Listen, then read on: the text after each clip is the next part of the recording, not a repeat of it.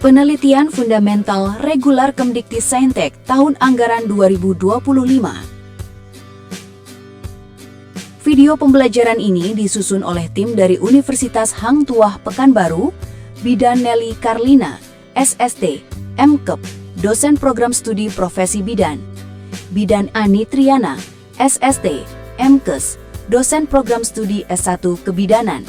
Herianto, Eskom, MKom, dosen program studi S1 Sistem Informasi. Dalam video ini, kita akan mempelajari 60 langkah asuhan persalinan normal atau APN. Mari kita ikuti tahap demi tahapnya. Langkah pertama adalah mengidentifikasi tanda dan gejala kala 2 persalinan. Bidan harus mengenali dorongan ibu untuk meneran, adanya tekanan pada anus, perasaan ingin buang air besar, serta perubahan pada vulva. Ini adalah tanda bahwa bayi siap lahir.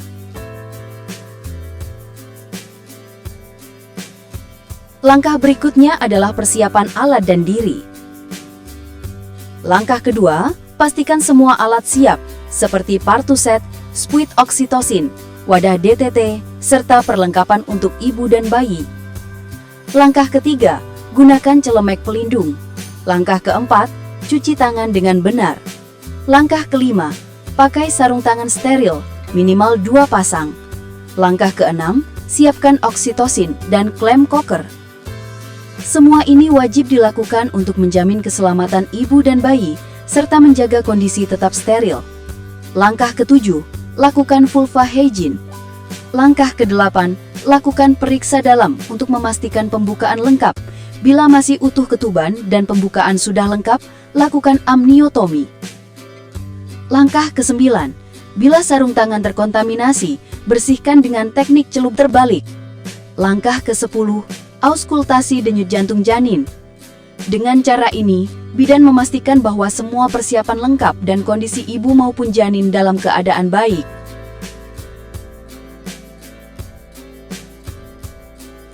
Langkah ke-11, siapkan ibu secara fisik dan mental. Langkah ke-12, libatkan keluarga untuk memberi dukungan, terutama dalam membantu posisi meneran.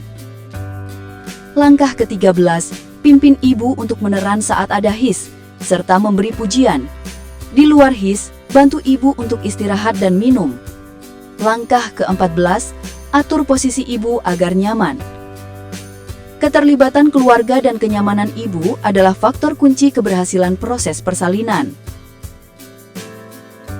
Langkah ke-15, siapkan handuk kering untuk menyambut bayi. Langkah ke-16, dukung bokong ibu dengan alas bersih. Langkah ke-17, buka tutup partuset dan pastikan kelengkapan alat dan bahan. Langkah ke-18, pasang sarung tangan baru yang steril. Dengan demikian, bidan siap untuk menolong proses lahirnya bayi. Langkah ke-19, lindungi perineum ibu saat kepala bayi lahir. Langkah ke-20, periksa adanya lilitan tali pusat di leher bayi. Langkah ke-21, tunggu kepala lahir dengan spontan, jangan ditarik. Langkah ke-22, setelah putaran paksi luar, lakukan biparietal untuk lahirkan bahu bayi. Selanjutnya, bagian badan bayi. Langkah ke-23, sangga tubuh bayi. Langkah ke-24, setelah tubuh bayi disusur, pegang kedua mata kaki bayi untuk membantu bayi lahir seluruhnya. Dengan teknik ini, bayi lahir secara aman tanpa trauma.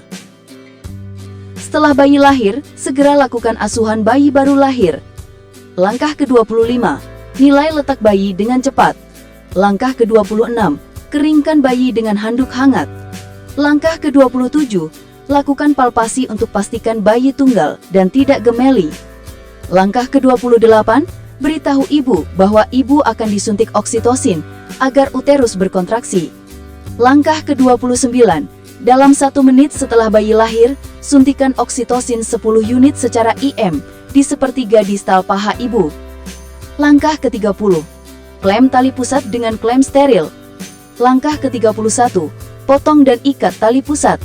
Langkah ke-32, lakukan kontak kulit antara ibu dan bayi, lalu selimuti bayi. Tahap ini sangat penting untuk mencegah hipotermia dan memperkuat ikatan ibu bayi. Berikutnya adalah manajemen aktif kala 3. Langkah ke-33, pindahkan klem tali pusat hingga berjarak 5-10 cm dari vulva.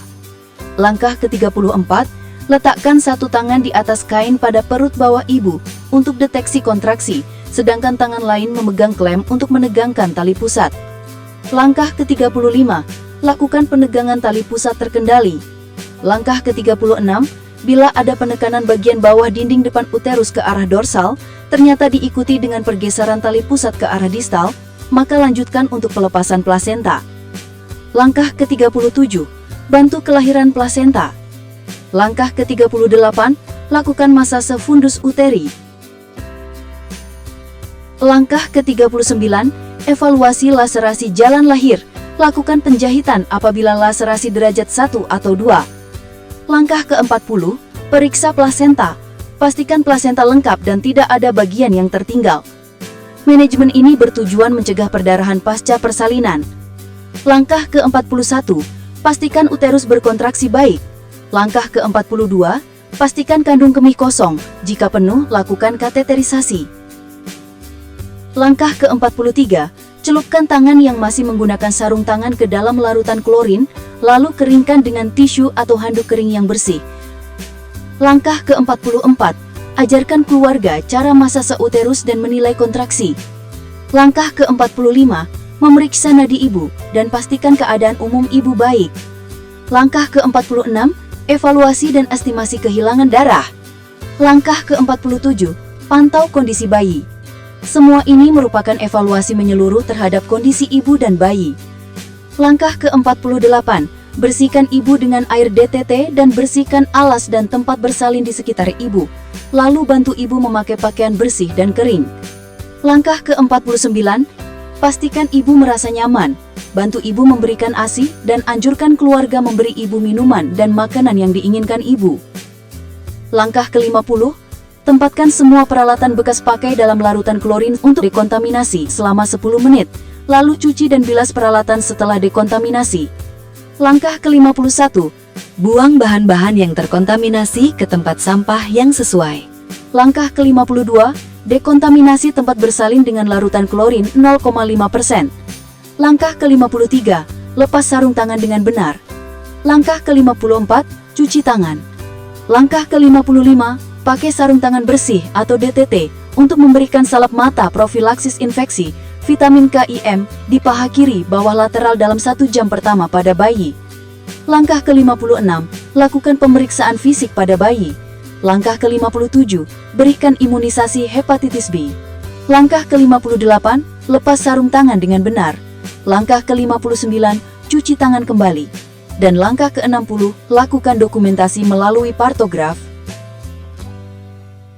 Demikian 60 langkah asuhan persalinan normal. Materi ini dipersembahkan oleh dosen Universitas Hang Tuah Pekanbaru sebagai bentuk kontribusi dalam penelitian fundamental reguler Kemdikti Saintek tahun anggaran 2025. Semoga bermanfaat dalam meningkatkan kualitas pelayanan kebidanan. Wassalamualaikum warahmatullahi wabarakatuh.